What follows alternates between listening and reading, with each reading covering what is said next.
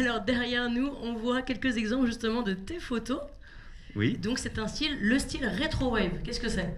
Alors, Retro Wave, vous prenez ce qu'on a fait de meilleur durant les années 80, c'est-à-dire niveau musical, cinématographique, artistique, et vous faites une revisite avec notre époque, avec notre technologie d'aujourd'hui, et ça donne ceci. Sachant que la plupart des photos ont été réalisées avec des effets spéciaux à l'ancienne. Donc évidemment, il y a des Photoshop, mais c'est uniquement pour retoucher la peau, enlever les petits défauts temporaires ou même raviver les couleurs. Donc voilà. Par exemple, cette photo-là était entièrement réalisée en studio. Alors la fonction de directeur de la photo, donc c'est en partie surtout celui qui s'occupe des lumières, mais finalement c'est un petit peu l'homme de l'ombre, j'ai envie de dire, sur un tournage. Ouais, c'est ça, ironiquement parlant. C'est aussi le bras droit du réalisateur parce que c'est lui qui est en charge de retransmettre la vision du réal à l'image. Donc il gère à la fois le cadre et la lumière. Et donc c'est vrai que au niveau de la lumière, on n'éclaire pas une scène n'importe comment. On parle de lumière, on pense surtout à l'émotion.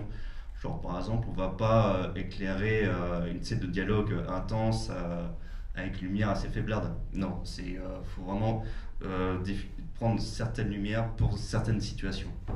Et justement, le film que l'on va voir dans quelques minutes, Manhunter, qu'est-ce que tu peux nous dire par rapport à son esthétique, par rapport à sa lumière? Alors oui, donc le chef opérateur c'est Dante Spinotti, un chef opérateur italien qui a beaucoup travaillé avec Michael Mann pendant une certaine période. Et justement, sur ce film-là, il y a énormément de travail au niveau des teintes de couleurs, notamment sur la teinte bleue, qui permet de transporter dans une autre atmosphère, plus fantasmagorique. Et je pense notamment, durant les 10 premières minutes du film, Will Graham, l'agent du FBI, va sur les lieux du crime. On voit une scène où il est dans la voiture de police. Il est éclairé par deux lumières. La première, c'est la lumière de la voiture qui éclaire la partie droite de son visage. Ensuite, c'est la partie sombre. Et il y a juste un liseré de lumière bleue du lampadaire qui l'éclaire. Et cette couleur bleue, on la retrouve justement au moment où il va dans la maison, mais aussi dans le film d'archives, tout début du film, qui montre le tueur à l'acte.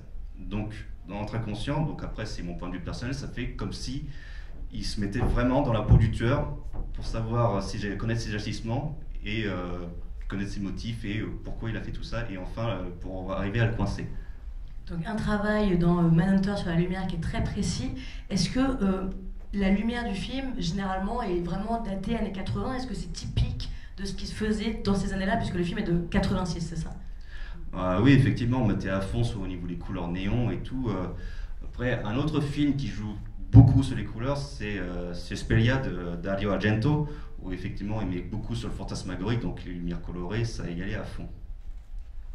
On va vous laisser profiter du film. Tu veux peut-être ajouter quelque chose, justement, pour les spectateurs, pour qu'ils puissent apprécier à sa juste valeur Manhunter? Alors oui, pour celles et ceux qui ont déjà vu le film, essayez le jeu de comprendre la signification derrière l'utilisation des lumières. Ça va être assez marrant. Bonne projection à tous et bonne soirée.